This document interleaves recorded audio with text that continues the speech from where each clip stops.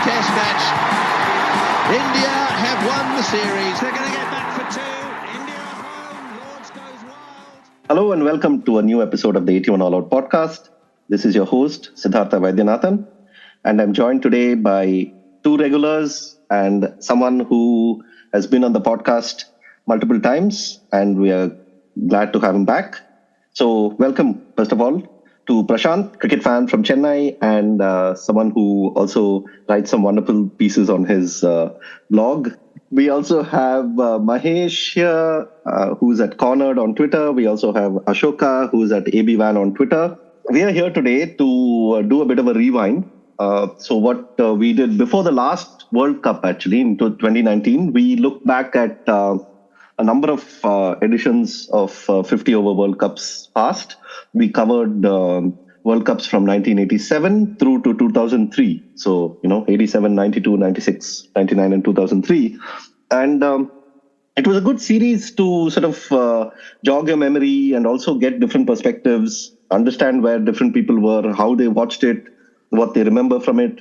And as is often the case with memory, you tend to remember quite trivial, so-called insignificant things, while you forget things that were perhaps far more momentous back when it happened.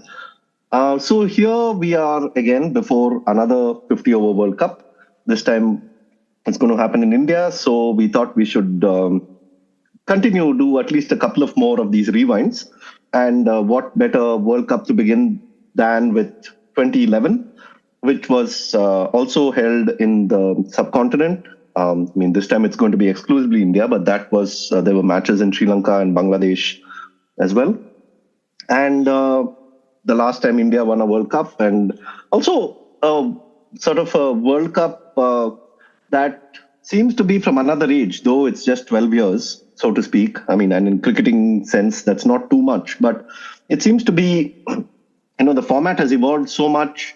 The rules have changed. The players have changed. The T20 effect of T20 on ODIs is quite stark, and so much has changed that looking back at 2011, it seems like another age.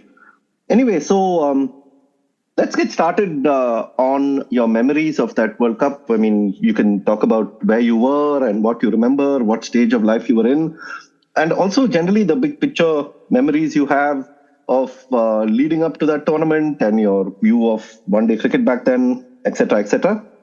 I can begin by saying that that was the first World Cup that I watched outside India, because in 2007 I was still living in India, but I moved out of India in 2008. So I was living in New York at that time, New York City, and a lot of those games seemed to be quite a blur for me, because the first half would be when really early in the morning, so especially the day-night games. So I would end up waking up, but then I would be in a really sleepy state when I was watching the first half. But then by the time the second innings came around, I was pretty much wide awake.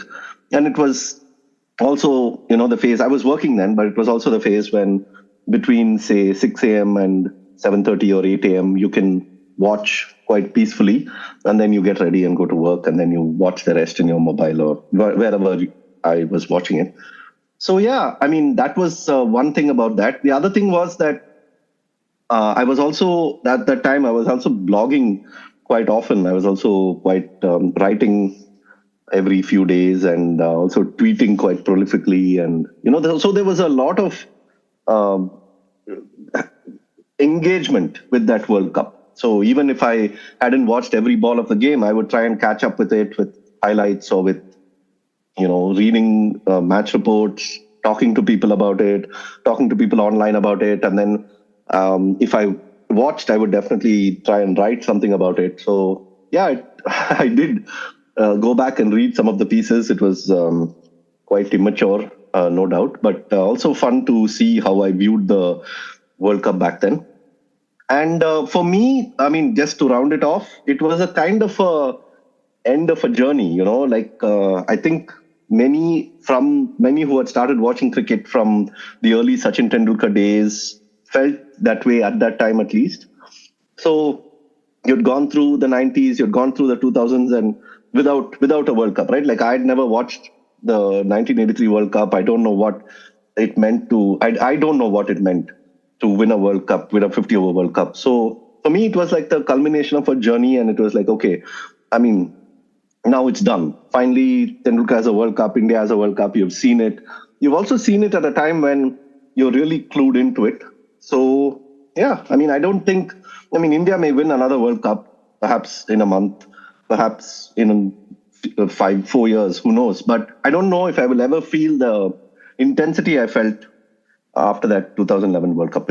Anyway, so let me open it up for the rest. Mahesh, maybe you can start. Yeah, I was in Bombay at the time. I was working there for 3 years in a bank over there. And even in the bank, my boss was a big cricket fan. In fact, right now he's the CFO of one of the banks in India. He was a massive cricket fan. And I remember spending those 3 years just pretty much watching cricket, talking cricket. Like I had there was a time when I had a lot of friends on Twitter and we used to meet each other in Bombay. So I watched pretty much all the matches in this World Cup with a group of Twitter friends. And as you mentioned, it was also the period where one, I felt reasonably intensely about cricket, particularly about Indian cricket, and to a great extent about ODI cricket. I think all those factors have come down over the years since then. And 2011 World Cup, like when I look back at it, it's very difficult for me to make sense of it without my sort of revisionist view of that World Cup after what had happened, right? At that point of time, Sachin was just coming back, right? After everybody had written him off, he had that great series in South Africa. He was on the way back. World Cup in India after a long time. And the previous World Cup in India is one of my favorite World Cups. And a very similar format as well, right? Like quarterfinals, semifinals, finals, not like the Super Six and stuff like that.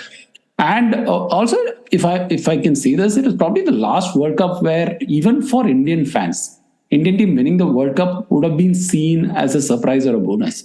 It was not taken for granted, right? It was not like if India had not gone on to the finals or lost the finals, it would have been an utter disappointment. It would have been like the way we are reacting now in 2019, for instance.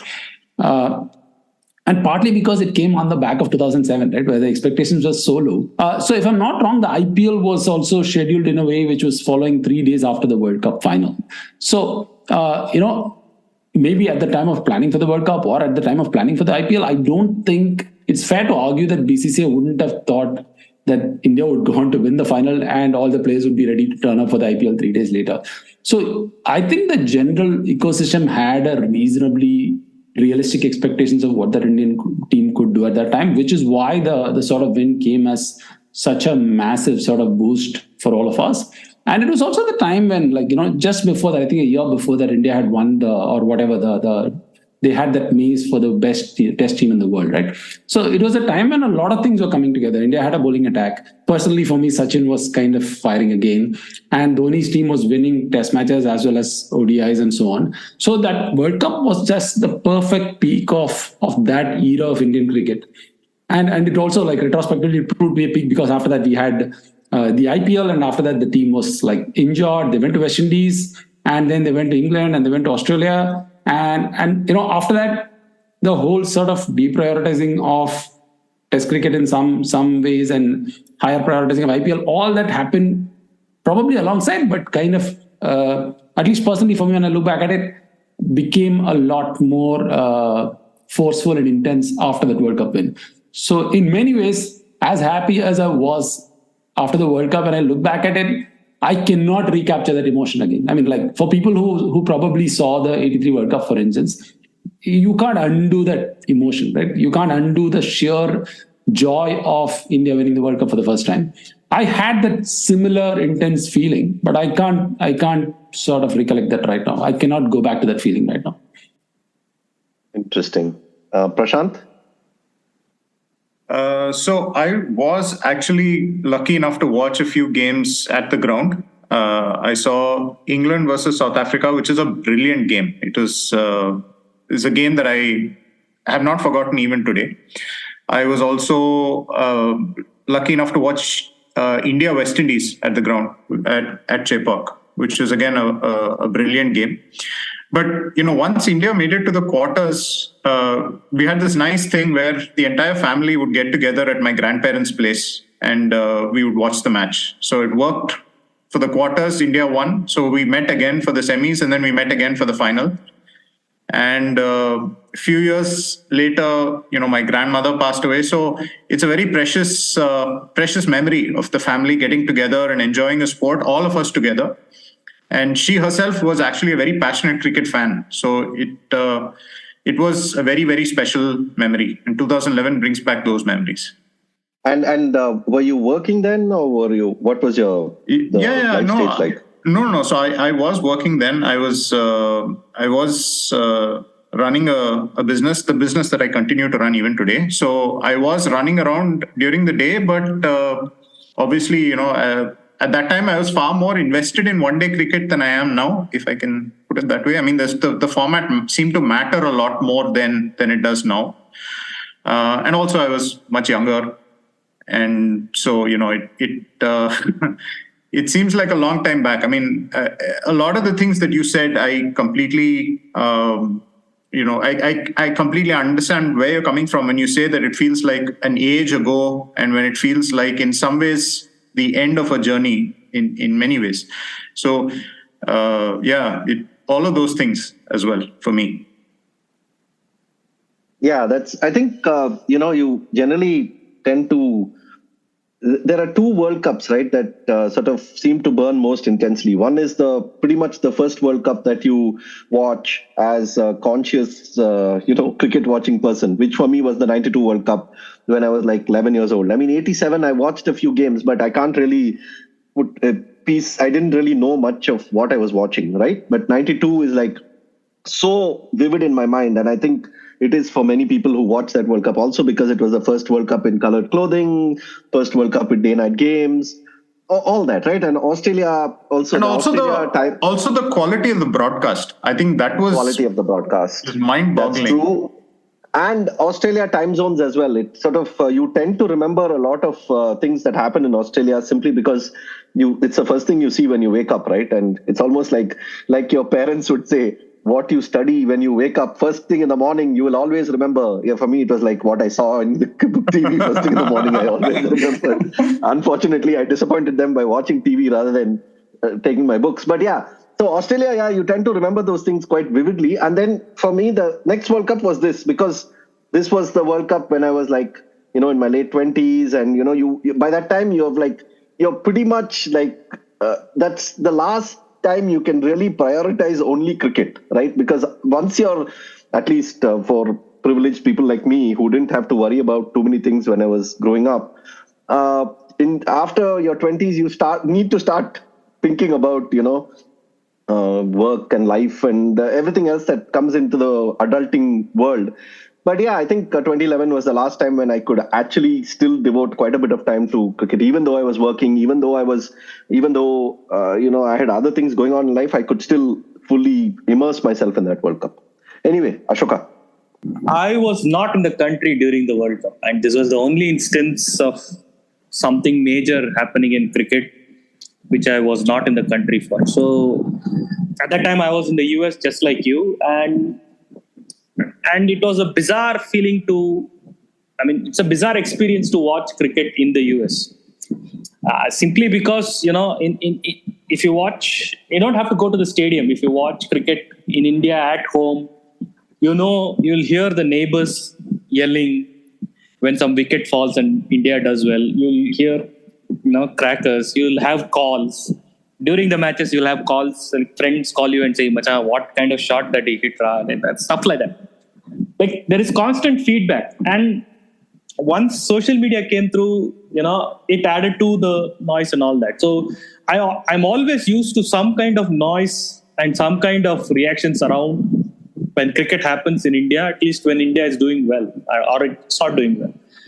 In the US, though, it was like watching everything in like stone cold silence. First of all, the day matches, when they happen in the US, it's like you have to sit through the night.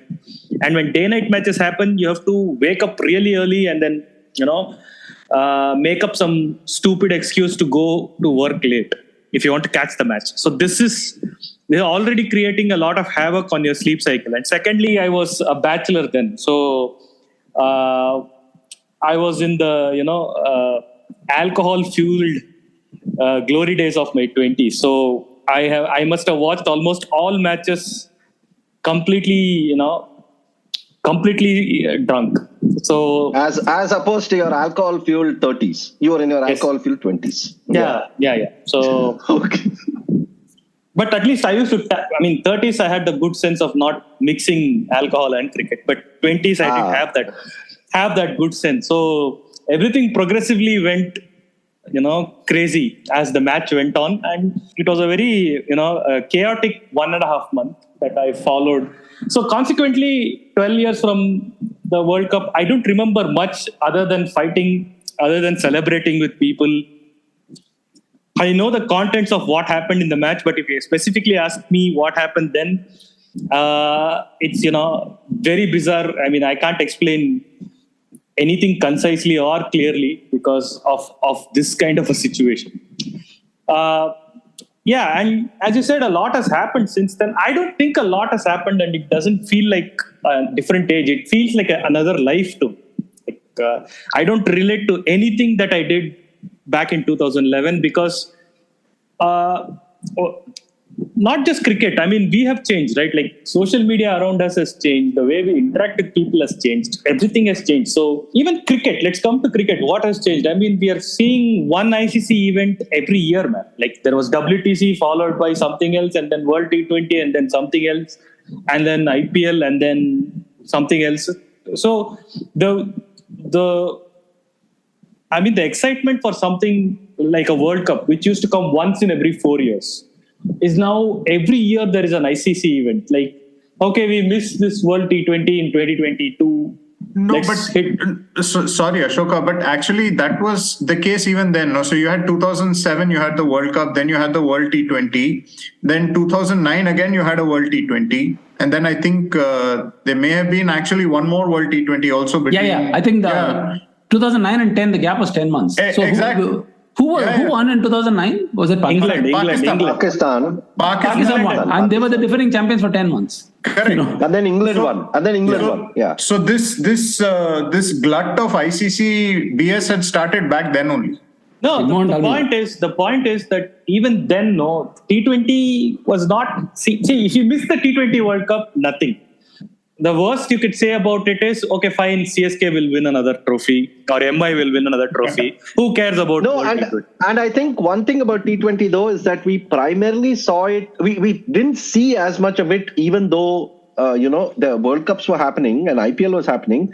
Still, compared to today, where you have leagues like basically there are like 5 leagues going on at some point of time everywhere. And to an extent that suddenly one-day cricket seems so, ponderous and slow. Like I'm watching this Asia Cup and I'm like, wait, what? This match is still going on. Only 30 overs are done. What is going on? I can't compute the rhythm of the one-day game anymore. And even though the one-day game has actually alarmingly changed. Like in 2011, it was still a time of the middle over lull where, Yuvraj Singh was coming and bowling 10 overs. Tendulkar was bowling. You had all these part-timers who were coming and bowling, and people were taking like 4 or 5 runs and over off them, nudging and pushing and tickling and all. Where? Now they'll get a power play in and they hammer the heck out of these bowlers. So anyway, we'll come to the specific games and all that. But one thing I wanted to particularly mention, since we're bringing up the 2007, we brought up the 2007 World T20, as it was called then, is that there was this book that came out a couple of years ago written by Professor Ratnakar Shetty, who was like the main BCCI, who was the sort of the head of the organizing committee for that 2011 World Cup. And there was a remarkable passage in that which sort of completely brought so much, into focus for me, and about India's attitude towards T20 cricket and the 2011 World Cup, and how, as a counter history, how things could have been so different. So he mentioned how in 2006, basically the ICC decided that, the subcontinent was bringing in a lot of, bringing in a chunk of money for the World Cup. So they decided that every third 50-over World Cup will be in the subcontinent, right? So they awarded the 2011 World Cup to the subcontinent. That time it was also Pakistan, even though Pakistan did not host any games eventually for various reasons, for the reasons of security. But he says how they decided that the World Cup will be held in India, in the subcontinent. But then the combined India, Pakistan, Sri Lanka, Bangladesh combined, they missed the deadline for the submission of the participating nations agreement for the tournament. So April 1st, 2006 was the deadline, and they missed the deadline because of basically they had to guarantee an income tax exemption on the earnings from the ICC event, because that's usually how it works with ICC events, and they couldn't guarantee it by that time. So basically the ICC said, okay, then we'll tentatively award the tournament to Australia and New Zealand. I mean, it was still a time in history and in the ICC when such things could happen, when you could basically say, okay, if you don't meet the deadline, we will award it to Australia and New Zealand. I mean, such things will never happen now, because India can delay till like the day before the tournament, and nobody is going to shift the tournament out of India anyway. So that happened. And then parallelly, what was happening is that the ICC had announced the 2007 World T20, the first tournament in the T20, first world tournament in the T20 format.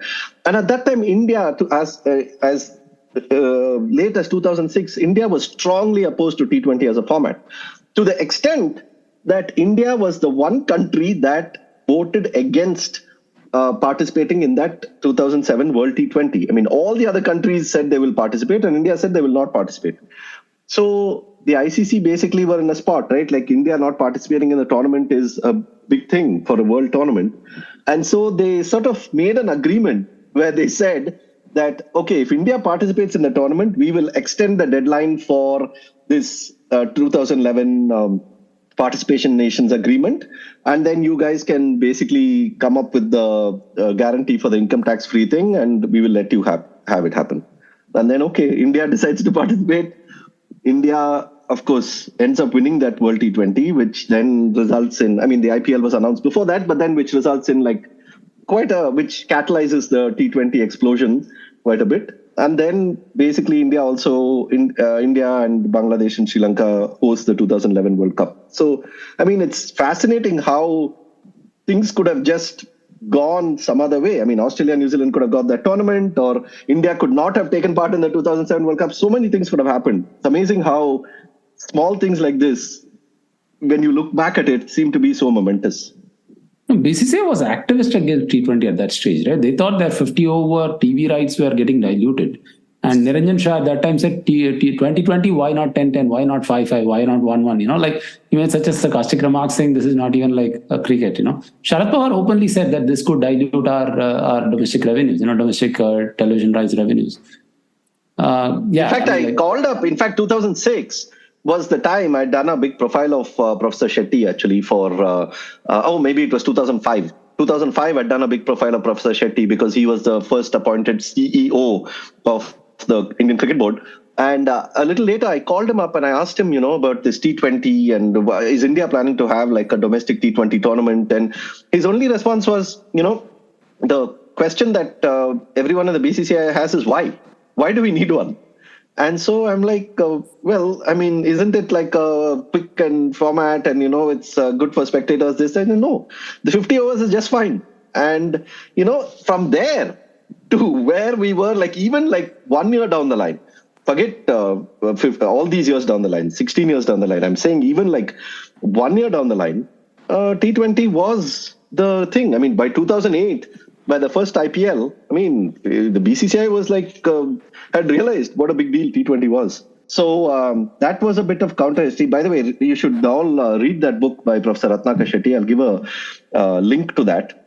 It's called On Board Test, Trial and Triumph, My Years in BCCI. And it's really good. It gives you a clear picture of the politics and the bureaucracy and how decisions are taken behind the scenes. Of course, keep in mind that all this is, back when there was decision taken by consensus, and there was a lot of back and forth and give and take and all that.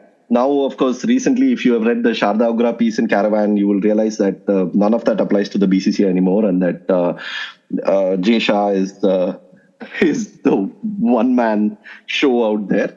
I will link that piece also. Anyway, back to 2011. And we can talk about specifically. We can start talking about the build up to that World Cup. I mean, for me, I remember actually, even though I probably didn't watch much of it, I quite clearly remember the little bits I watched from that series in South Africa, that ODI series when India lost 3-2. But it was quite refreshing to see how they were playing, and winning an ODI game in South Africa was quite an achievement back then. And leave alone coming close to winning the series. And India were very close to winning that series and lost out just 3-2. So, do you have any memories of the build up to that World Cup, and particular like this series or anything else? For me, India were actually quite impressive in the periods between the 2007 and 2011 World Cup, in the sense that they won a tri-series in Australia, which was a big, big deal. In 2008, I think that was, or 2007, where Tendulkar... Early 2008. Yeah. Correct. And then, of course, the Tendulkar then got that double 100, and then they went to South Africa, and like you said, that was a very memorable series. I particularly remember Yusuf Pathan going absolutely berserk in one game, absolutely smashing the daylights out of South that Africa. was the final game that they lost, but he went nuts. He scored like 100 in like no time. Yeah. And so it just felt like India were building up to something, and that, the World Cup would be at home. So they were starting as favorites, even though they had an extremely forgettable 2007 World Cup. Yeah, I think that, the Sachin 200 happened about, I think, a year or so earlier, right? Or maybe... Yeah, so definitely that was... and you also knew that the kind of pitches they would play in India, they had the sort of batting for it. I mean, we were still, I think I was still a little unsure if they had the bowling for it. And obviously, if you look at that bowling attack and you compare it to this bowling attack, there is no comparison. I mean, the current Indian bowling attack, when fully fit, I mean, is obviously like probably 50% better than that bowling attack. But still, with Zahir being in quite a purple patch in his career, and Munaf and Srishant, who were good ODI bowlers on their day. I mean, they weren't great, but I think they were good bowlers on their day. Harbhajan was still pretty good. I mean, he wasn't in the phase where he was sort of flattening out, which happened a little later. But I think overall it was a decent side. I only remember the test, man. The series that you're mentioning, we won a test in Durban, so that's the only thing. Because even then, the ODIs and T20s were tacked on as this is not the part of the series that you're supposed to concentrate. You're supposed to concentrate on the tests, and once that series gets done, now it's just formality ODIs and formalities T20. So there were no. I mean, that is true. Except the only reason was because India were competing so well in the ODIs. And that is like, back then it was unheard of, right? Like you go to South Africa, you basically get hammered in both the tests and ODIs. But they drew the test and they competed in the ODIs to get it to 3-2, which could have been 3-2 in India's favor with a few bits of fortune. So that's why I remember that one. This might be a narrative in my head, I don't know, but post that Yuvraj Kaif partnership in that NatWest final, I've always imagined India to be a good ODI side. But that might be just in my head. And I always thought that we had a chance in any game, in any condition. But even then, what Prashant mentioned, that final in Australia, the tri-series final, I think we win 2 finals. I think it's best of 3 finals. We win 2 finals. Sachin scores 50s or 100s in 2 finals. Praveen Kumar does well. So Rohit Sharma. Oh yeah. Yeah, that is the series when Ian Chappell says that this kid is going to be a big deal or something like that, right? Yeah, I don't know. Ian Chappell channels Mahesh. and says this kid is going to be a big deal. No, but props to Mahesh for smuggling Rohit Sharma into a discussion about 2011 World Cup. He didn't even make the squad. I know. He's a World Cup winner, man. By that time, he was part of the 2007 World Cup. But he was part of it.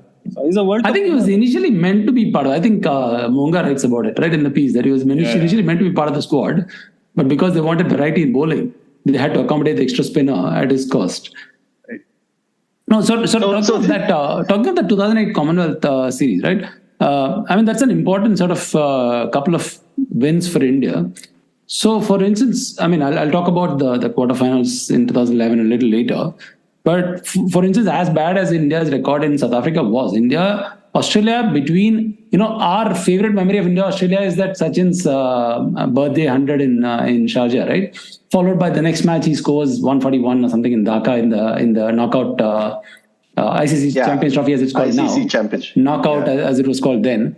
I mean, that was like, I think he scores 114, takes 4 wickets or something. It was probably most all-round perfect sort of ODI match ever for Sachin. So this is our peak memory of India-Australia rivalry of that time, right? After that, Australia hammered India for so long. It was just like, I think the record was like 28-8 or something like that. Australia hammered India everywhere, in Asia, outside Asia, in India, everywhere. Even in the 2001, they won the one-day series, right? 3-2. So for me, that was a big turnaround. That the fact that India went to Australia and beat them in finals. And how many teams had beaten them in those finals? And I think Pakistan won once, right? Like against... No, in fact, Australia doesn't even make it to the finals. I think Pakistan play West Indies and Pakistan win. I can't... Was it South Africa maybe once? And then maybe South Africa South Africa win one final, but they lose 2-1 in the best of 3 finals. So it was so rare for Australia to lose even a match in the best of 3 finals, and to lose 2 matches... I think that gave me a lot of confidence that India can defeat Australia coming into this World Cup as well. But that's the match I was most... Anyway, we'll get to that later when we talk about the quarterfinals. As I was saying, this was a period when you thought that India could beat anybody anywhere. And we were forming quite a good unit, which... that's the problem right now, right? We have right now that there is no batsman who could do a little bit of spin. We had a lot of options, and like Raina could bowl, Yuvraj could bowl, Sachin, Sehwag could bowl. So this is outside of your standard set of bowlers. And in the bowlers, Harbhajan could bat. He could hit a few sixes if required. So we had sufficient bowling and batting depth. So we did look like... And probably these guys all had like 5-6 years of... I don't know about Raina, but at least Yuvraj Singh and Harbhajan and Zahir, all of them had like at least 5-6 years of international experience. So they were not youngsters coming into this team. So this was kind of a well-settled unit. Even Dhoni had like 4 or 5 years 4 years. Yeah, I'm 5. Looking at the first match, right? India-Bangladesh, the first match that they played in Mirpur, the first match of the World Cup.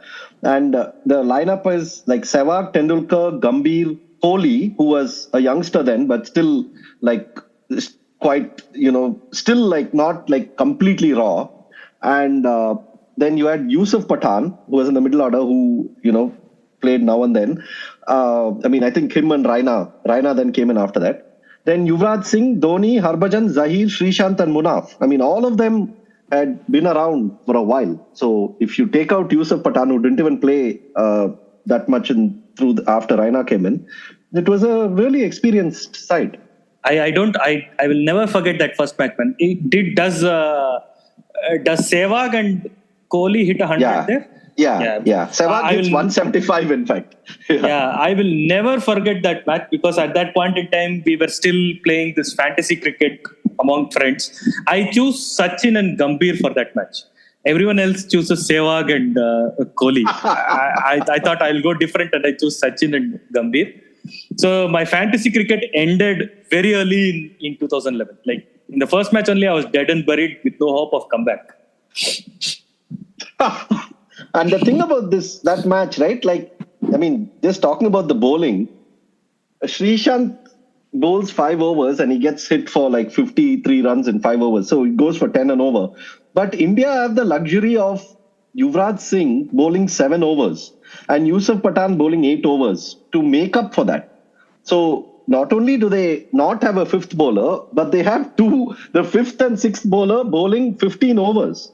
And that is remarkable, like back then, but now thinking of it now, like I don't which team will have 2 bowlers like that bowling 15 overs. I mean, they'll probably get hammered for, like Henrik Klaasen will come and hit them for 200 runs in 15 overs or something. No, but that's what we discussed in the last podcast, right? Like I was looking at the semi-final scorecard. India used 5 bowlers, all of them to bowl 10 overs, including Yuvraj Singh. I mean, a bowler like Yuvraj Singh wouldn't be allowed to bowl 10 overs right now. I mean, it's just a function of change of conditions. Playing conditions. Change of conditions and change of, also I think change of hitting sort of capabilities. Like the teams are packed with people who are like able to just tee off, man. I mean, I don't think we had such. No, that's a factor, but that's a much lesser factor than having 4 fielders in the outside the circle. I mean, or even 2 balls. No, when it gets softer and grips better, the finger spinner comes into the game much more. I read this book by Paddy Upton, the Barefoot Coach. It's quite an interesting book. So there he talks about how the team was sort of conditioned to talk about not if we make the final, it is when we play the final on April 2nd. Like that's how they would, even in their discussions, even before the tournament, that was the reinforcement and that was the message going around. And if you read that book, you realize that there was definitely a sense of belief within the team that they had it to go all the way. Now, it is another thing that, he's written the book after they won and, he's got the comfort of hindsight. And so he's able to write all this. And, similar book may have been written after 2007, but for obvious reasons, no one would have written such a book back then. But it just gives you an interesting window into the way the team was thinking before and during the tournament. See, let's talk about the curve of the expectation, right? Like India go to Bangladesh, the first game they hammer them, that's fine. And then they come to Bangalore for their second game, and then that is that famous tie in Bangalore where teams score like some 330. India scores 330 something, and then they tie. England end up tying the game, and then they beat Ireland, which you would expect India to beat Ireland in these conditions, and then they lose to South Africa. So at the point at which the day after the South Africa loss, you've basically You've beaten Bangladesh and Ireland. You've tied with England, and back then, by the way, make it very clear. England were like a bad one-day side. I mean, they're nowhere close to the England that we know post 2015. I mean, England in one-dayers were like, they lost to Ireland in that World Cup. Which tells you if today an Andrew Strauss-like batsman makes 150 against your team, or let's say 150 against an Indian team, they will demand the entire Indian team to be locked up in jail for 6 months, man. This is like a criminal thing to... I mean, David Malan can play an Andrew Strauss type innings, okay? No, David Malan is a far better ODI and T20 batsman than Andrew Strauss. Andrew Strauss is an excellent test cricketer. He had just won Ashes in Australia. So he's a good test cricketer. He's a good test cricketer. I know, but England didn't care about ODI at that time. So they're like, okay, do whatever. Yeah, so coming to the Indian point, right? Like, and they lost to South Africa after making a pretty big total, like late 200 total, like 280 something or something. So at that point of time, you're like, oh, okay, so this is how good the Indian team is. They're like, they can beat Bangladesh, they can beat Ireland, but when it comes to South Africa and England, they're not going to necessarily get past South Africa loss is South Africa is a nostalgic loss, man. Exactly. Guess what? Loss. Who scored hundreds in both those matches? Yeah, that's of course. Yeah. when he scores, India never wins. Yeah, he doesn't score when it matters. Come on, you're having it reverse. Oh, he doesn't score when it matters, huh? Okay. So, but yeah, what about the South Africa loss, by the way? Ashoka, continue. It was such a nostalgic loss, man. We were like 200 for 2 or 1 or something like that.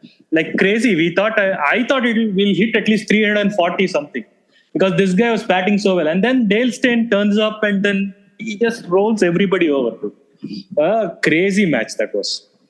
In fact, I think there were some 260 or something after 40 overs. And then they basically, the rest of the team just melted. They scored like some 30 runs in the last 10 overs. And finally, I mean... Yeah, I'm looking at the scorecard. Yusuf Pathan fell Steyn. in the 41st over. When it was 268 for 3, it became 268 for 4. And then in the last 10 overs, they score like some less than 30 runs. Yeah. I'm telling you from memory, no. Steyn only, how much wickets he took? 4 or 5? He took a 5 yeah. 5. Yeah. Okay. Isn't it South Africa's job to choke in World Cups? How can They India did. choke? No, actually, they did. I'm They just did joking. choke in the quarterfinal. They choke in the knockouts. So yeah, I think this was Ashish Nehra's. Ashish Nehra got so trolled so badly at the end of this match because this he bowled pretty much in the last over when Robin Peterson gets that nick. Then Robin Peterson hits him, and everybody's like, just throw this Ashish. I mean, Ashish Nehra also was like a very troll-worthy kind of bowler, right? Back then, I mean, it was like the Ishant Sharma, Ravindra Jadeja time when all these guys would basically end up bowling the last over. They would end up bowling the over that you thought lost the match. And so then they would get hammered on Twitter and everywhere else. Like, who is this? Just throw this guy. He should never play again and all. And then he plays in the semi-final and he actually does well. South Africa actually choked before this match also. With England, they choked. England made 171 all out. These guys got out 165. Sorry, Ashoka. I will take an exception to that, okay? So I was watching that game and... okay, so you can say that is one way of saying that, yeah, they choked or whatever. But England were brilliant on the field. They were brilliant tactically. And I could sense it. Somewhere around the 30th over, South Africa cruising, they need like 50 odd runs to win. I think AB is batting well at that time. And Strauss brings on Anderson and Swan. Before that, it was Bresnan and Yardley who were bowling. He brings in Anderson and Swan, his two best bowlers, because it's like the last roll of the die. And I'm watching this game somewhere from sort of deep extra cover, so I can't really see if it's reversing or not, but clearly something is happening because AB de Villiers is not timing it at all. He's barely picking it, and Anderson's bowling really well. Anderson gets AB, and the game is cracked open because the batsman who comes in is struggling to find his touch. Swan is bowling brilliantly well. And this is not the Chepauk where Saeed Anwar scores 194, right? This is a very different surface. The ball is not coming onto the bat. You can't hit through the line. So fast. This is the IPL Chepauk. This is the correct. Yeah. This is Anbu Den. Okay. So, so Faf is trying to take singles or whatever. He takes one risk too many. He gets out. And then Strauss has to kind of balance because he knows that they don't have that many runs to defend. But at the same time, he can't afford to bowl out Anderson and his main bowlers too early. Swan is already bowled out. He's got only an over left from Yardy. So he brings on Peterson. And Peterson bowls 5-6 very tight overs. And then Broad comes, and then Broad and Anderson are bowling and they're attacking the stumps. So I'm pretty clear at this point that obviously there is some reverse and the ball is not coming onto the bat. And what we saw was actually a masterful defense of 50 runs where your best bowlers have got, it's not a test match. You can't bowl them endlessly. It was actually superbly done. And I think they deserve the win. To say that it's a choke, I think is to deprive England of a lot of credit that was actually due to them that day. They were magnificent. It's equally true of New Zealand as well. Absolutely. So on this podcast, when we are saying choking, it's really as a joke. Yeah, sure. Choking is equal to joking. Yeah, and yeah. But the funny thing that struck me later was, if not for that win, I think Bangladesh was going to the quarterfinals. I think Bangladesh beat England in Bangladesh. Another close game. Yeah. Yeah, and if not for this win, I think England would have been stuck at 5 points. Bangladesh had 6 points, so they would have gone through. No, but the interesting thing in this tournament was that this was actually a sort of trend. So you had this game going this way, where a team looks like they've got it covered for 25 overs, and then maybe the ball's getting old, maybe the ball starts reversing. I don't know, but they lose the plot, or they appear to lose the plot. So it happened in this game. It happened in the quarterfinals for South Africa against New Zealand. Yeah. It also happened in the England-West Indies game, where West Indies looked like they had it covered. They had to get some 20-odd runs in 10 overs. They had 4-5 wickets in hand. They lose the game. And then India, West Indies also. West Indies look like they have it covered after 25 overs. And then the ball starts doing stuff. It doesn't come onto the bat. It's not easy to force the pace. They lose the game. And then most famously, the semi-final game also. Pakistan have to get like some 120 runs in 20 overs. Like, I cannot imagine. They have Misbah and Umar Akmal at the crease. They have to get 120 in the last 20. And they fall short, and they fall well short. So this seems to be a trend in this tournament.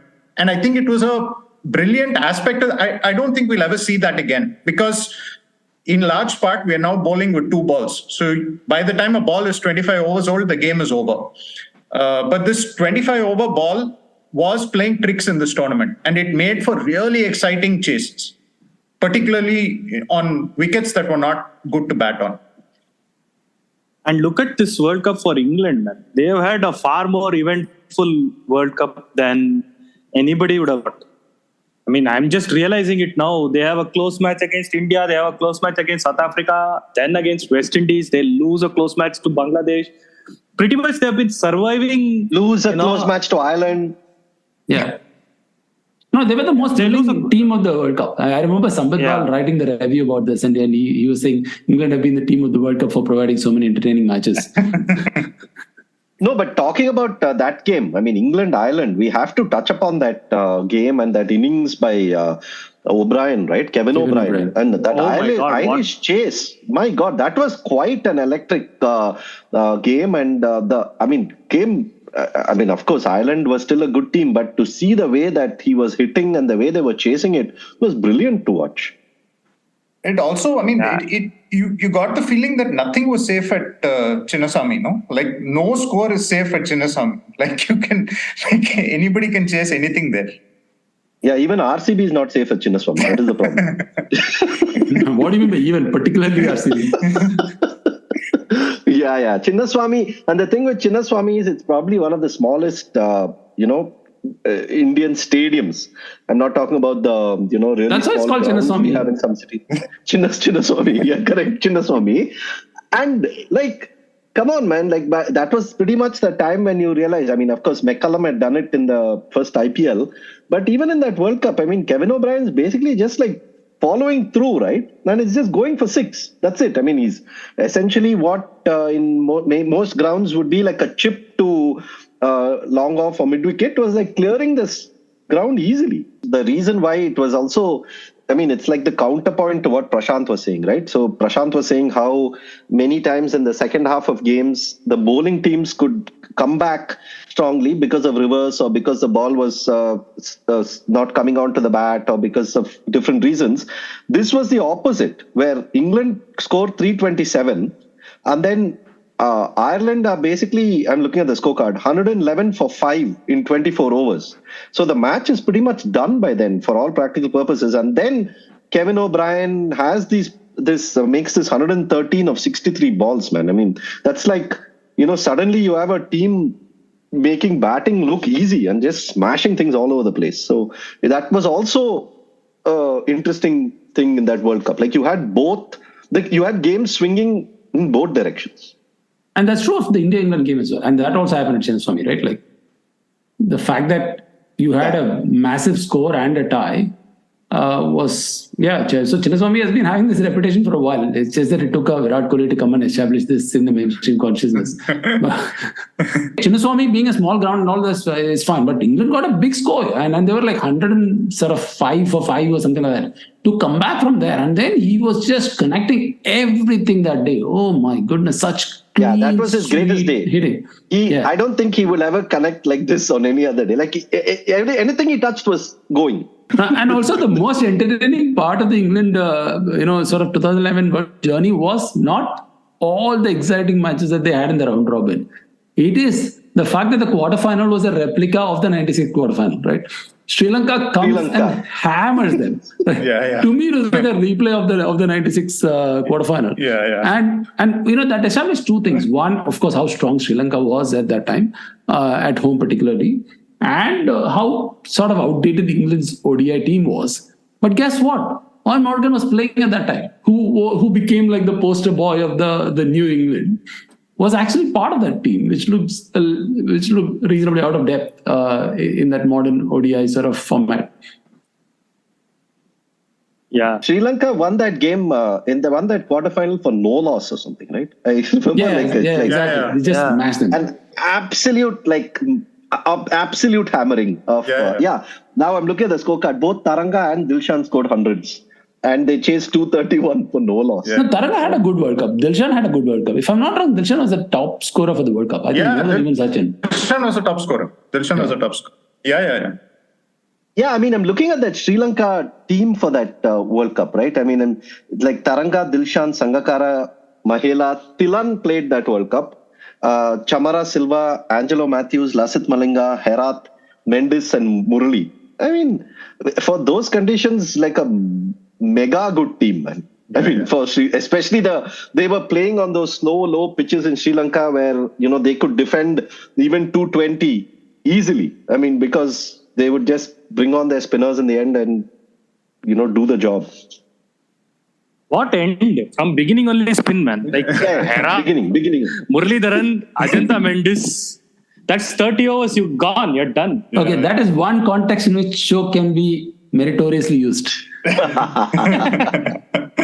No, but we should, the thing is, I have very little memory of that other group games. Okay, I don't know whether it was because of the coverage or whether I didn't get some of the games or whatever reason. I have very, very little memory of the games in that Sri Lanka-Pakistan group. Do you guys, is it similar for you or do you remember it quite clearly? Actually, unlike the 96 one, which was true, like that sort of two-tier viewing of the Group World B. Was, Group B was I had very little memory of that, or very little memory of watching that. But in this one, I feel like I watched all the matches, to be honest.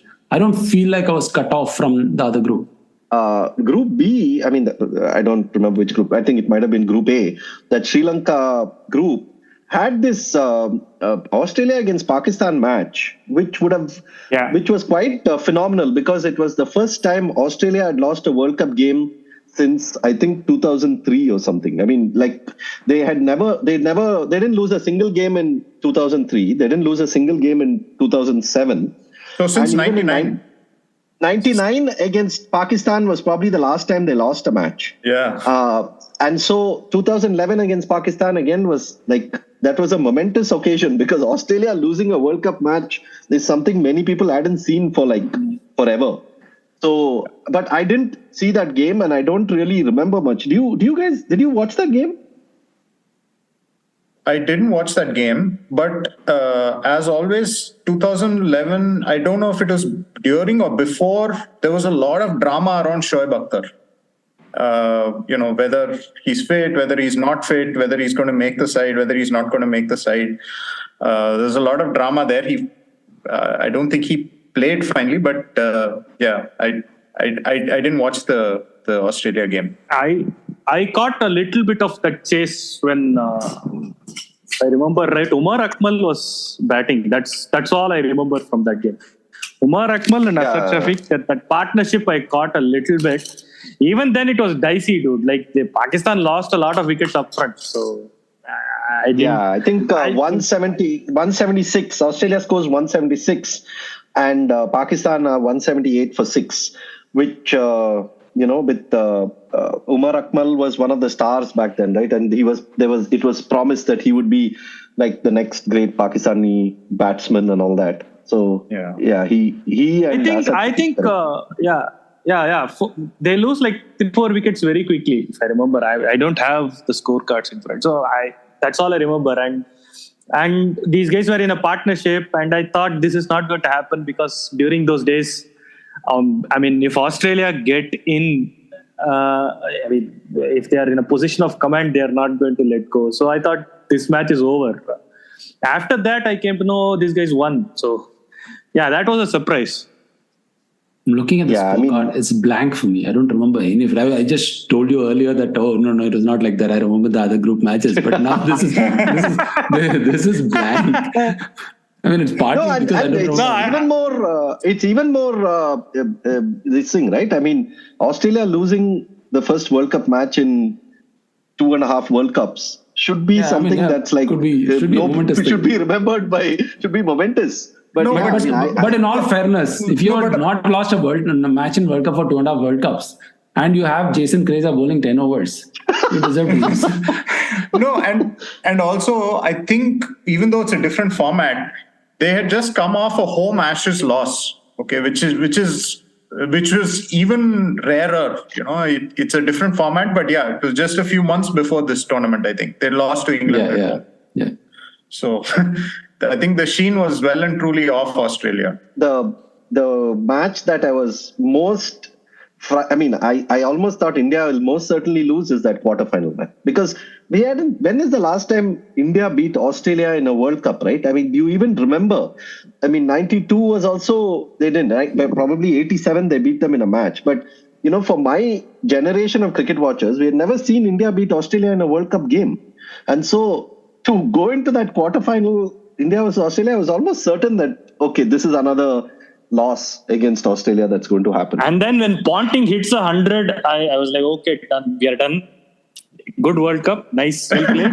Let's concentrate on other things. I was so nervous on the eve of the match. I didn't sleep that night. I distinctly remember this. This is probably one memory that will never go off me about the 2011 World Cup. I didn't sleep. I was so nervous. I don't know why I was so nervous. Like, it's not like I was going to play the match, but I was so nervous I didn't sleep through the night.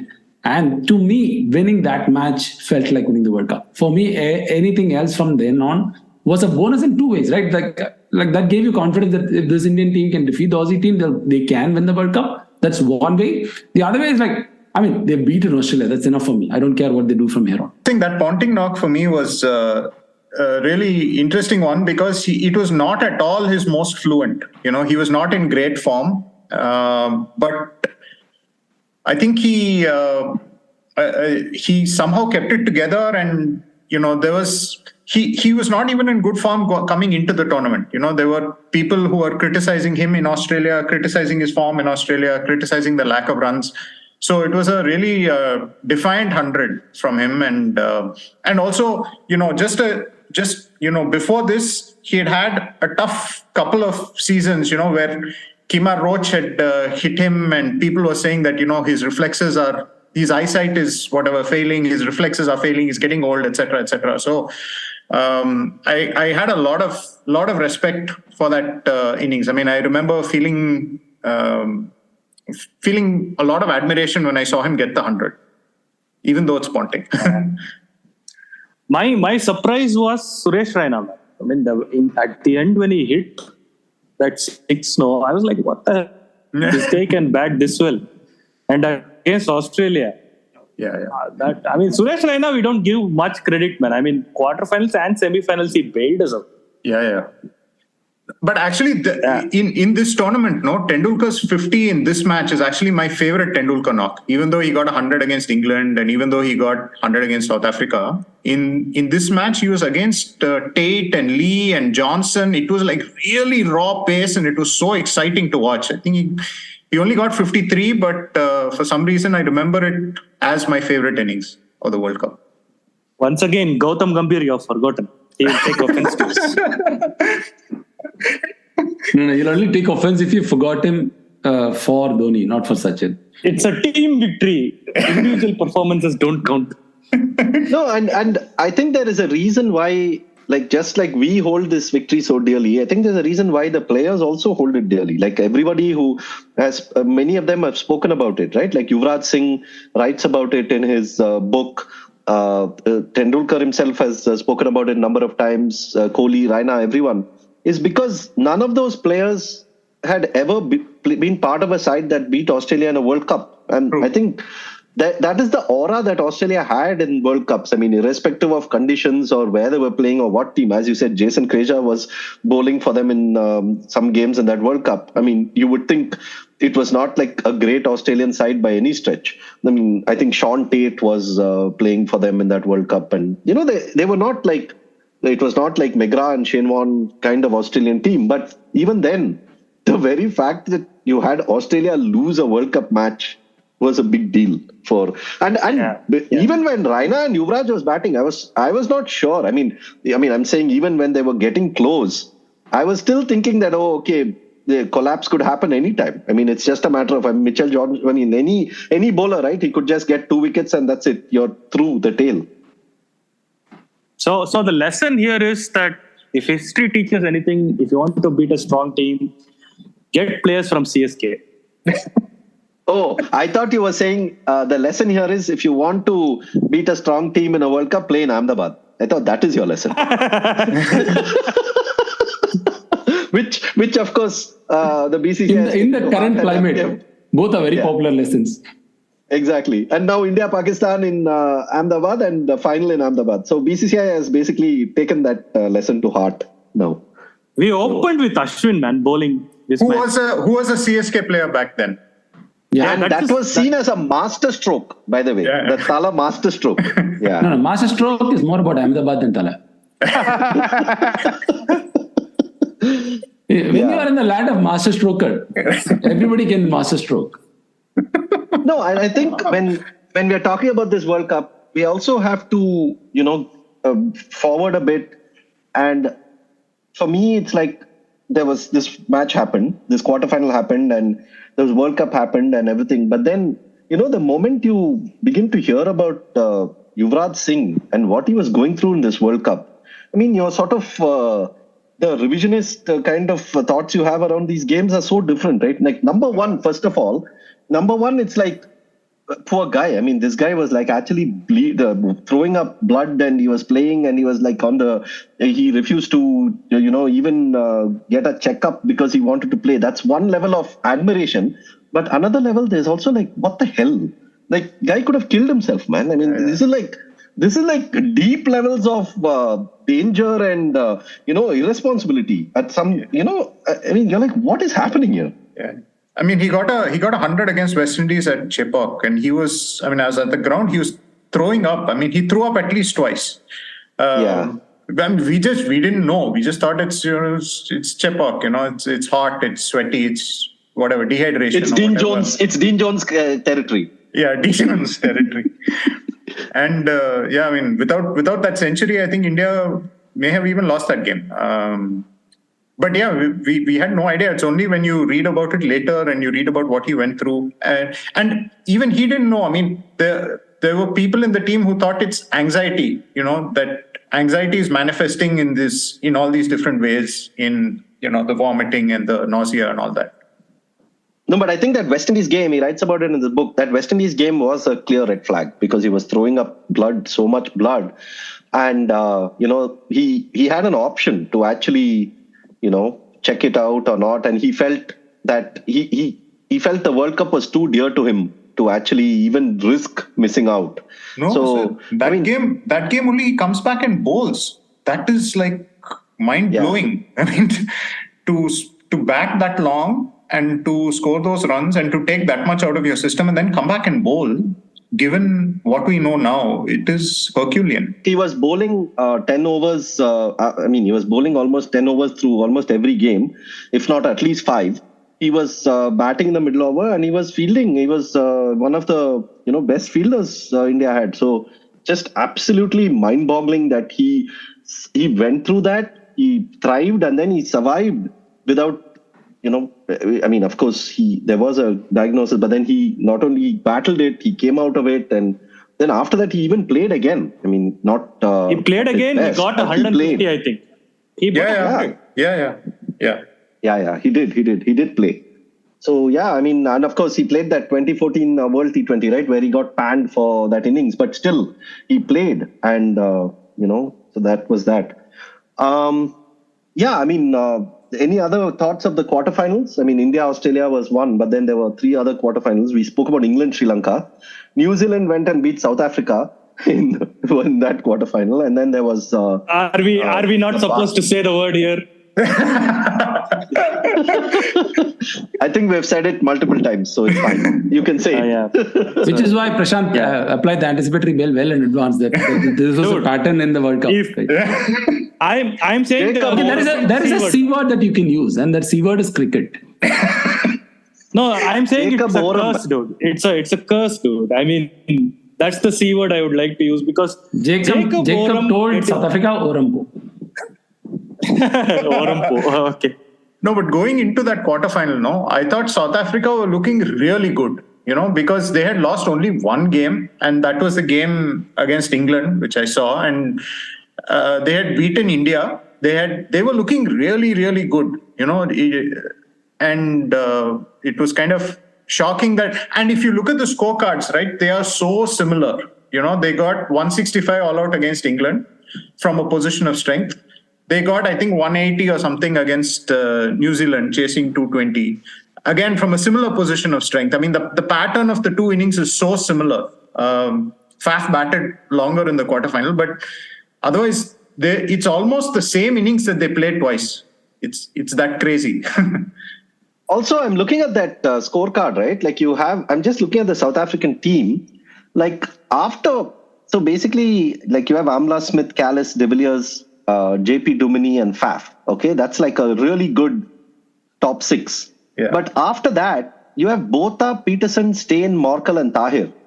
And basically, it's like it just drops off. Like the batting quality just drops off. Again, something that we wouldn't see now. Like you would still have, at 7 and 8, you would still have people who are like good ODI batters. Yeah, I mean, of course, people who can bowl, but decent bats. But this is like a steep drop from a really good top 6 to almost Botha and Peterson, they're okay. Botha was a decent bat, I think. Yeah. But nothing, no great shakes for a number 7 in an ODI. I mean, now a number 7 in an ODI needs to be what, man? Needs to be Jadeja level, or needs to be England. England probably play Moeen Ali at 7, or Ben Stokes sometimes comes in at 7. Who knows? I mean, that's the level you're talking about. So. Also, I think this was the game. I don't know if this was the game, but this is the game where I think the New Zealand 12th man was sledging South Africa. I mean, for all the nice guy stuff, the guy who's bringing on drinks is trash talking them and going off. Yeah. This is the game. I'm glad we have brought both the choke and the nice guy cliches correct. into this now. Correct. Perfect. No, the one word we haven't mentioned, choke, and correspondingly the pressure. It was a high pressure match. It was a knockout match. Yeah, knockout, high pressure. Of course, they also lost to England, which was not a knockout match. But I mean, come on, we want a story. Yeah. If anybody choked, I think it is West Indies too. I think it's West Indies that choked. 113 all out in a quarterfinals. They had no hope. Afridi ran through. So, which brings us to a match to the semi-final. And it's strange that is probably the last. I mean, it's probably the last World Cup where India and Pakistan didn't play in the group stage, right? Because 2007 they didn't play. Both went out early. 2011 they didn't play, but then ever since 15, 19 now they will play in the first round, and that even in the T20 World Cup and all, they've changed it, right? So they're always in the same group. Yeah, but this is the last time when India and Pakistan were in different groups, but ended up meeting in the semi-final. And that was quite a comedy of a match, actually. I mean, first of all, Pakistan went and dropped so many catches. Then that Ajmal LBW of Sachin became like the greatest, like the worst decision in the history of decisions. And then Tendulkar itself, I mean, that was probably one of his most scratchy innings in a World Cup that I remember him playing. And then that chase, as Prashant said, 120 in 20 overs. And then that was probably the start of Misbah Tuk nickname, that the fact that he was playing so slowly in that semi-final, that took off after that. So a really, really strange game. And also the game when Ashwin was left out for Nehra. So one of the early Ashwin disses that the Indian team made. Justice for Ashwin. So yeah, I mean, a really weird game. unmemorable in many ways. And I would say, if you look at the India-Pakistan World Cup games over the years, I would say that's probably semi-final, no doubt, but quite weird as a match itself. So, that was also one of the earlier matches for Wahab Riaz. He was not a well-known entity then. And he comes and picks, he actually limits India to 260 something. We were looking good for another at least 15-20 runs. I think Wahab finishes off, he takes out the middle order. And as you said, Sachin, they dropped Sachin, and then there was few LBW calls, not only of Ajmal. I think even Afridi has a couple of close LBW shouts against Sachin. It was a very lucky, not just a lucky innings, it was a bizarre innings, I don't know what he's doing. He made up for 20 years of bad luck with that one innings. Okay, it was that kind of luck. Okay. Yeah, and not only the Ajmal LBW, there was also a stumping. He really got stumped a little after that also. Yeah. For me, the unsung hero in that game is Sehwag, actually, because that was a game where no batsman looked fluent. Nobody got going except Sehwag. He gave India 50 runs in 5 overs. And when he got out, I think he'd scored 38 out of 50 or something.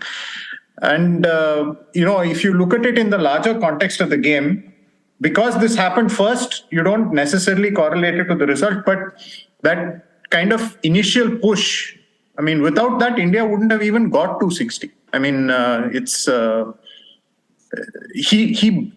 Nobody batted with that kind of fluency throughout the game. Yeah, that's true. I'll probably remember that game one for Sehwag, but more importantly for me, the lasting memory of that match is Munaf Patel's bowling, and Munaf Patel getting Abdul Razak's wicket. Amazing. Was so cathartic. I felt I don't know how Razak was playing at that time, but all your accumulated memories of that leg cutter, no? Yeah, the leg cutter, yeah. Amazing. I'll never forget that. Of course, he had his shirt untucked, so that could have pissed off Gavaskar. But my lasting memory of that, more than Sachin, more than the DRS, more than every other image. When I just close my eyes and think about the match, I think about that dismissal of Razak by Munaf. I think Munaf was perhaps, after Zahir, Munaf was a really important bowler for India in that World Cup. Against England, he bowls the final over in that tie, and, he sort of make sure that, he gets England gets the match tied. And then he even had a couple of other spells. Even in the final, he was pretty good for, much of the final. So that was a good World Cup for him. And I'm glad that, you often forget that he played from 2006 almost. He had a 5-year career. It was stop-start because of injuries and various other reasons. But it was probably the last, I don't think he did much after that, right? 2011 was his sort of pretty much towards the end of his career. So it was good to see him win that World Cup. And Sreesanth was also there. Sreesanth also had Sreesanth, I think, got hammered around in some games, but then other games he was pretty decent. Sreesanth didn't play the semi-final, no? I don't remember Sreesanth playing the semi-final. No, it was Sreesanth played final. Played final. Played the final. Yeah, they played Nehra and Munaf, Nehra and Zahir. So, it's really interesting that the pace attack that India played with in this tournament, when they all came onto the scene, they were the next tearaway fast bowler. When Zahir came on in 2000, they were saying that he's going to be India's Akram and what have you, because he was bowling 140 plus. The same with Munaf. So when he came on, he had a lot of pace. Right, and the same with Sreesanth. And it's the same with Sreesanth. It's the same with Nehra also. So in 2003, when Nehra bowled that unbelievable spell against England, he was cranking it up. He was bowling 145, 148 and all that. In fact, against England, there was a moment where the speed gun said 153. I didn't believe it. Yeah. I didn't believe it. I think it's totally wrong. But if it was true, wow, that's quick. So it was just really interesting that when all these guys came on, they were the next tearaway, And by this 2011 World Cup, they're all bowling like these cutters and, slow balls and back of the hand and knuckleball and all this stuff.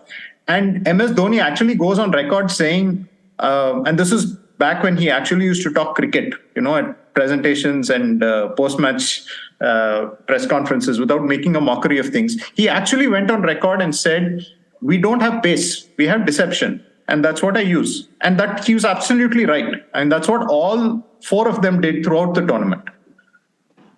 MS Dhoni also, after India against South Africa, in that game where India had collapsed, right? From 260 to 290 in like less than 10 overs. When he was asked, he said, you don't play for the crowd, you play for the nation. Like, okay. Hey, speaking So of he was MS not always talking cricket even then. Speaking of MS Dhoni, do you guys remember that controversy with Ian Bell? In the next series. In Trent Bridge. No. In the next series is when he called him back. No. World Cup. That In this DRS World Cup. call, no? When he was so far down the wicket that LBW was given not out or something because So DRS, there was this thing where if you are, 2.5 meter, 2.5 meters rule. the 2.5 meter rule thing where if you're down the line, DRS was not eligible. Correct. It said that we don't have the accuracy to do this. And then MS Dhoni goes complaints, and then they drop that thing during the World Cup, and then Sangakkara gets pissed off. There was this side drama going on. I was reading all of this in Cricket Fund, and then prophetically, like after the World Cup, MS Dhoni and Ian Bell's path cross again. There he's the good guy.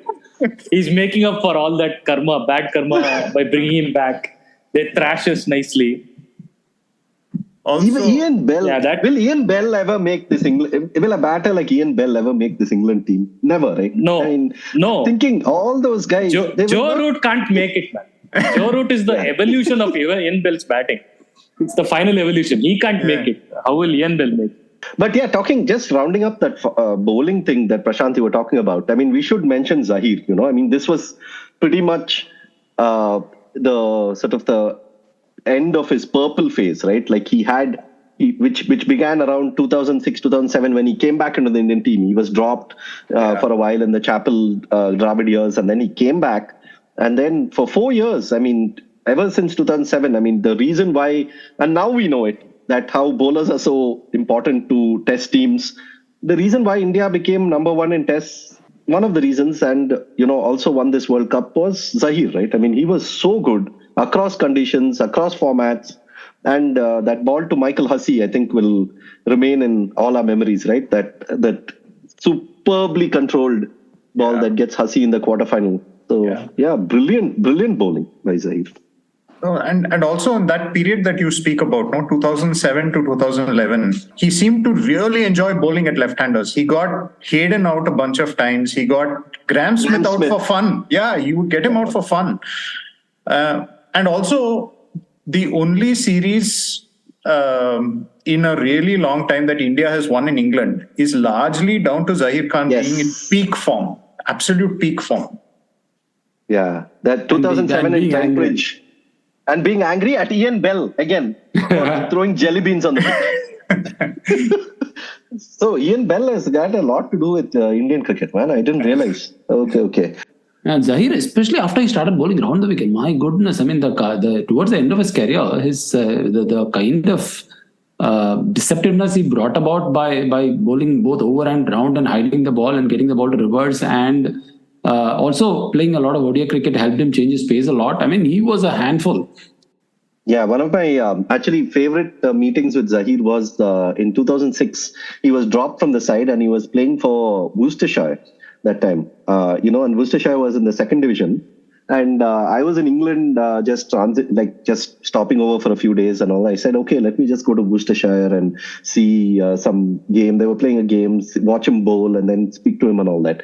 And, he finished the game, he finished the day's play, and then he came and he was just we were just sitting in the stand, like in two of the seats, just chatting. And he was so introspective, and it was obvious that he was thinking about coming back to the team, but he is also far away from home. And he's saying that, it's very hard to find friends here and find a community. Of course, you have your teammates who are kind to you, but, in India, after a Ranji day of a Ranji Trophy game, you basically have like 5-6 other people who you can just go out with and have a meal, or who you can just hang around with, right, somewhere and shoot the breeze.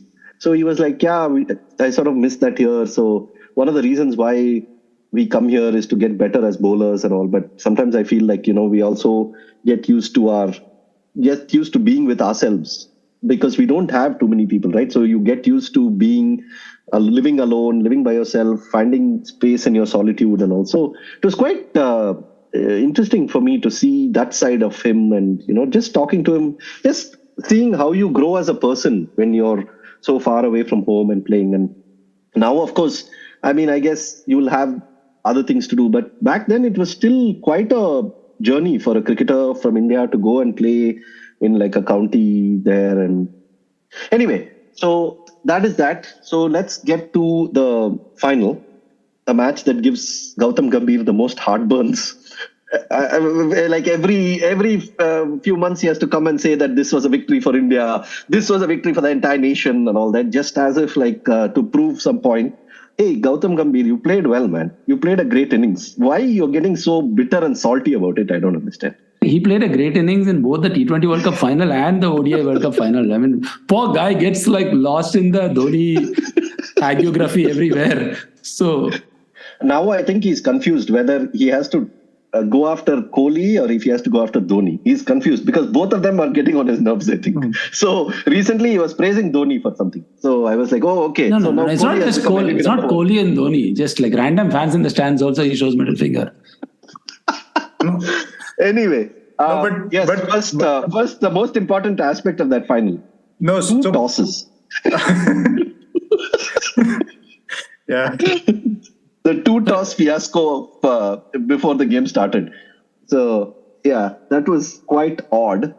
But yeah, anything else you guys want to talk about? Mahela, I thought, who played a fantastic knock, and the chase itself. Yeah. No, but actually, since we were talking about Zaheer just before this, that opening spell that Zaheer bowled in the World Cup final was absolutely unbelievable. It was like the first spell of a test match.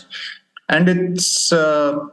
Wankhede is actually a brilliant place to play cricket. No, there's always something in the wicket for everybody. There's something for good spinners, something for good swing bowlers, good seamers, and that opening burst of the first 20 overs or so, where he got a couple of wickets, and Mahela started playing, and it actually reminded me of Arvinda so much. That kind of.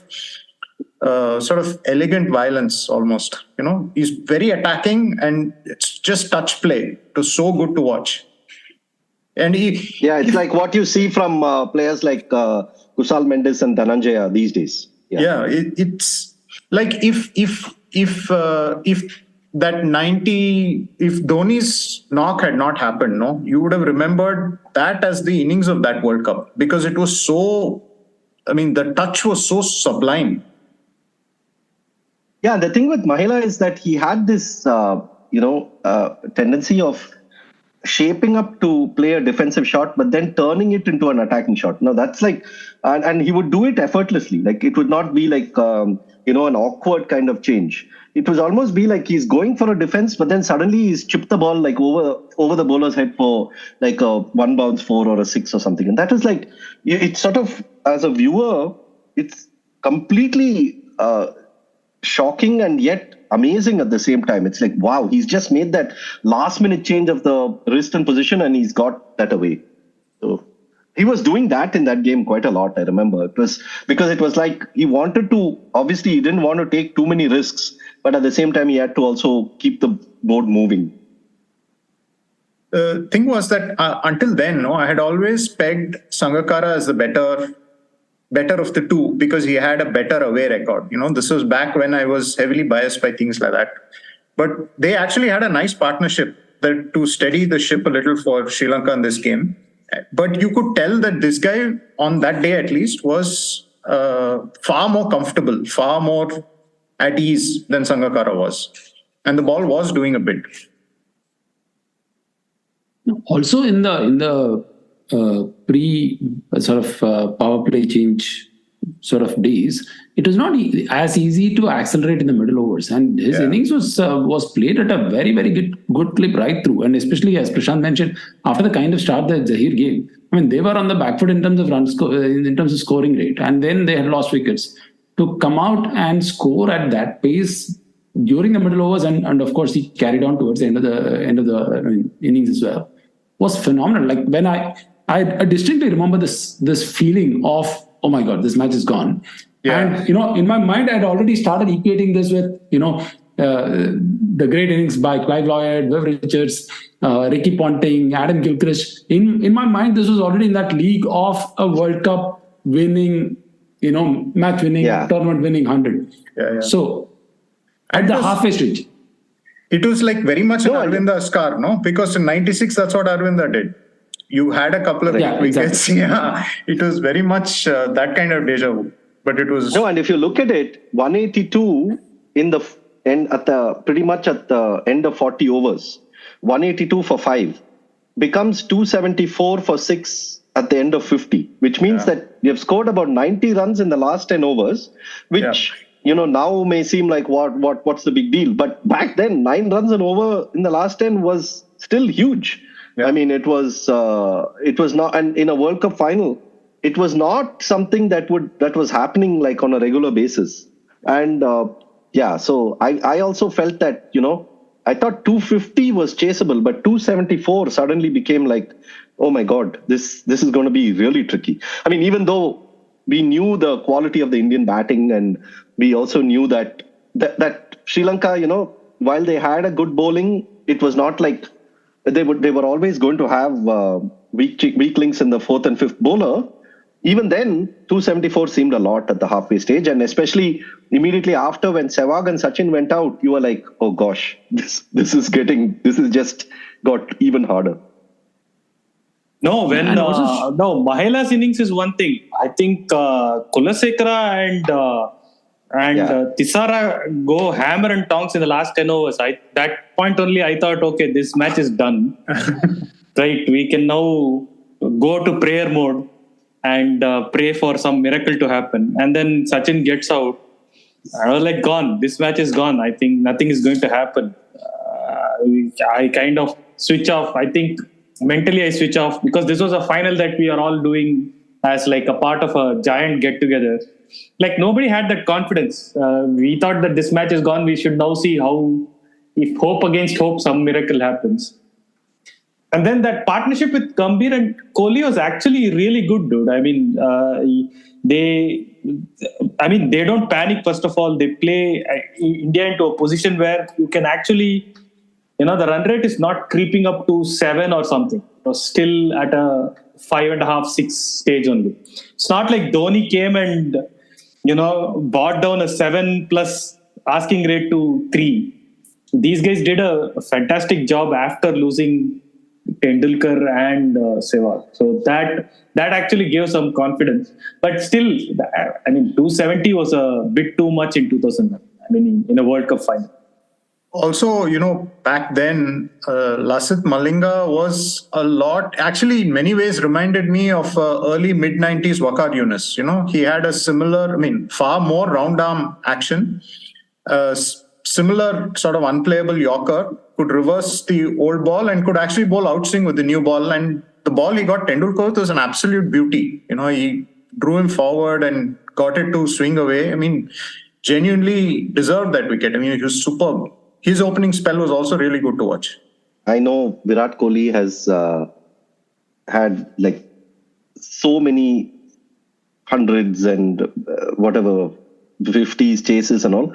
But for me, it's like one of my favorite Kohli knocks. It's 35 runs, but there was something about the sheer composure in that knock. Yeah. And it's sort of, he was pretty early in his international career, right? But then to come in 2 down in a World Cup final, to bat like that, there was some level of serenity in that, which made you sort of put the game back on to a rhythm, right? And it I think that 35 will stay in my mind for a long, long time. It was calm and like they say, right? Vaughan never got along with Gilchrist, or Vaughan never got along with Steve Waugh, and still they had such a great partnership. I mean, in retrospect, Gambhir and Kohli batting together so well in a World Cup final. You're like, okay, they got along in that partnership, so that helps. So, that was my favorite part of that chase, actually. I mean, I know Dhoni batting was great. Dhoni promoting himself, all that was great. But I think that middle partnership, Kohli and Gambhir, was my favorite part of that innings. And then, of course, Dhoni promotes himself ahead of Yuvraj. Dhoni, who had like a really average World Cup in less than, not even average. I think like way below average World Cup as a batter. And then he comes and makes the 90. So there was that. And the way he played Murli, there was a lot of that. But yeah, Kohli and Gambhir were great to watch. And that final twirl, I remember all of us on Twitter, reacting to that. Goodness, what confidence, my goodness, such coolness. Now, I'm a lot more cynical now than I was then.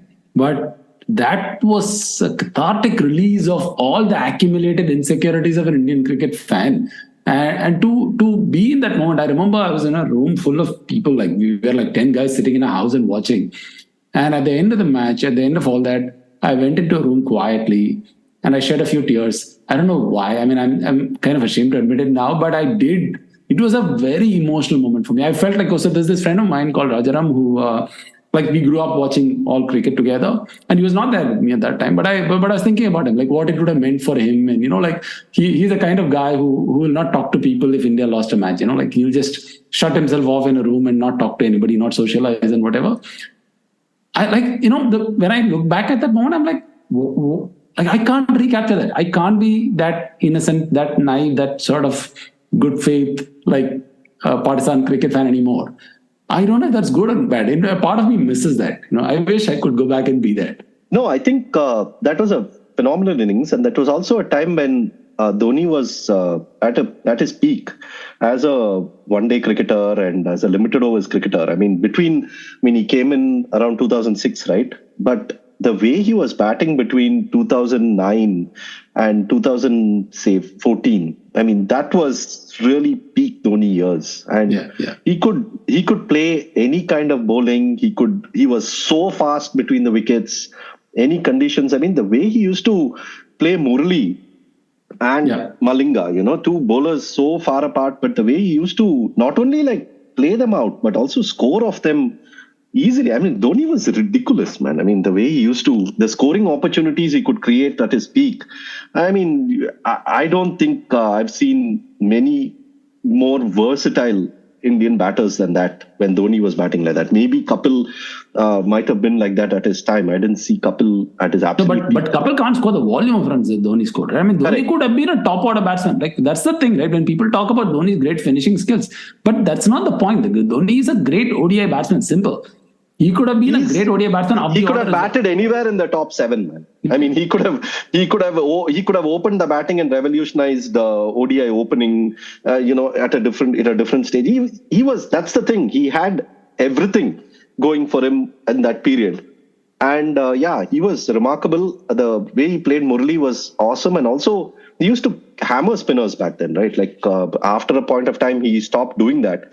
But he was fantastic against spin. And it's sort of amazing that it ended with a 6 the way it did, right? It could have ended in any other way. It could have ended with a single. It could have ended with that Ranatunga had that angled shot to third man, fourth to third man. It could have ended as a flick. It could have ended anyway. But the fact that it ended as a straight 6, it was quite symbolic, I think. The fact that Dhoni hits a straight 6 and then he does that. He waits, he watches it, he keeps watching it till the end with his eyes, and then he does that twirl. The cameras, then the side cameras which capture it, it all comes together so perfectly, right? I think that seals the moment. And the irony is, Sidvi, is that there is an element of almost cynical pragmatism sometimes about Dhoni. The way he talks, the way he thinks about a game. and he's like ruthlessly pragmatic. Like even the press conference after this game, he was like, "Thank God we won. Otherwise, you would have said, why Srishant? Why not Ashwin?" Yeah. And yet, for someone who is ruthlessly pragmatic to the point of being almost cynical, there is an element of a fairy tale to so much of his story, and nothing probably more fairy tale than this. To finish with a 6-over long on is what every kid dreams of finishing a cricket match, let alone World Cup final in Bombay. So yeah, stunning. And that flourished, right? I mean, 6 is fine, but like he still had the sense of timing to go for that. It's not something that he did every other day, right? Yeah. I've never seen him do it otherwise. So it was almost as if he had the movie script in his mind while he was playing that innings. Yeah. It is like he had visualized that moment before. Dhoni is one human being. Not many human beings can say that there is a movie made on their life. Dhoni is rare that way itself. But he's the one who can say that his life is, far more dramatic and cinematic than, the movie itself. Oh, well said. Well said. His career is like fully cinematic moment, full mass on. Yeah, that's true. Yeah, and that too. And I think it's just become more mass as the years have gone ahead, right? I mean, also, the whole persona that he has built about being this, really sort of impassive captain and who hardly reacts to anything. I mean, it wasn't the case. I mean, 2007 World T20, if you see the highlights, he's like really pumped up at the end of it. And there have been moments when he's been extremely, like I think that Dharamshala, when he hits Irfan Pathan, he's like crazy pumped up. But then he went on to sort of build this. I mean, he came to the field to threaten an umpire. Come on. Yeah, exactly. But I think, you're right. Yeah. And then, of course, I think a lot of the team also felt, they had sort of, many of them had gotten into cricket in Sachin's early years, and Dhoni included, right? Dhoni says how in 2003 he watched the World Cup final, but then when Sachin got out, he couldn't watch it anymore. Kohli has spoken about how Sachin has influenced him, all the players, right? So I think the celebration showed that as well. I mean, Kohli lifting Sachin and making that famous statement about he carried us for 22 years, so it's time we carried him. Carried the nation. And he carried the nation. And then Sachin, everyone, basically Sachin waving, sort of giving him a lap of honor, like cheering him around the field. I think it's sort of, and Dhoni himself going into the background, like he was pretty much in the end. He was not the limelight, right? Everyone made sure Sachin got the maximum limelight as possible. I think there were even thoughts that he would retire on that day or the day after or something, because they thought, okay, he'll retire on a high. How wrong everyone was. But I think it sort of... No, everyone would like to believe how wrong Sachin was. Everyone would like to believe how wrong Sachin was. But yeah, I think that was sort of everyone made it Sachin's sort of moment after the victory as well, which you may say is you may agree with or disagree with, but I think it also shows how much he meant to that generation of people. I mean, if you see, I think I wrote this back then, how the average age of that sort of team was 28. You had everyone in their mid to late 20s, like most people. And then Sachin was in one extreme, and then you had Raina and Piyush Chawla and all on the other extreme. But, 28 is pretty much the time between two World Cups, right? I mean, 83 to 2011, if you calculate, is 28 years, and sort of captures what that World Cup meant, because all of them, none of these players would have likely seen India win 83. Sachin did, but apart from that, many of them wouldn't have seen India win 83. So I think in a way it was that kind of special moment for them too, as it was for us watching. I wish that the organizers, BCCI as well as ICC, had factored in the possibility of India winning the tournament and kind of perhaps moved the IPL a little later or something. I just think the knock-on effect of this World Cup followed by the IPL resulted in the fatigue and the injury of so many players, which resulted in India's lackluster campaigns in England and Australia, and then the prolonged wait for Sachin's 100th 100 after that. I wish a lot of things could have been changed if not for such jam-packed scheduling of the longest World No, Cup. and also we could savor the victory a bit more. Yeah. 3 days, and then the IPL started, and everyone's moved on to the IPL. I mean, you need at least like a couple of weeks to like actually savor it and have back then the media houses could have actually done a bit more stories on this and spoken to people, and that's the time when players are also willing to talk and reveal all these interesting nuggets and all that could have happened, but it just moved on. Of course, Ashoka will say, "What are you guys talking about? CSK's greatest IPL season or all?" But, of course, of course. See, that's what my parting thoughts are. Like when the 2011 World Cup happened and we won, we cried and all that. I thought this was the greatest moment. Now sitting in 2023, I have better context. I am contextualizing 2011 World Cup. It's a World Cup. It's an ICC tournament that happened between two great events. That is 2010 CSK winning, 2011 CSK winning. Between that, we had this tournament where India also won. So that is how you have to look at it. And that is how I urge all sensible people to look at it. Yeah, it is the cherry on the cake between two great CSK seasons. Anyway, so my lasting memory of that World Cup final is that I felt really elated and joyous, and again, as I said, like a completion of a circle. But I also felt a certain level of sadness in me because even back then, I knew that it is going to be impossible for another cricket World Cup victory to have that much of to mean that much to me and for me to feel as intense about, and it has sort of turned out the way it is because, as I said, I mean, India may go on to win the coming World Cup. They may go on to win multiple World Cups going ahead. But I think for me, 2011 remains that World Cup which I will cherish the most, partly because of my age at that time, the intensity with which I was following it, what cricket meant to me at that time. And also, now it's like I watch cricket largely, from a different lens, from a different perspective. A lot of it for me is comedy and a lot of it is farce. I'm like, okay, I mean, I end up laughing. And even if, there is a close game that finishes with India losing, it's not so much heartbreak as much as it is, a bit of a chuckle. I'm like, oh, what?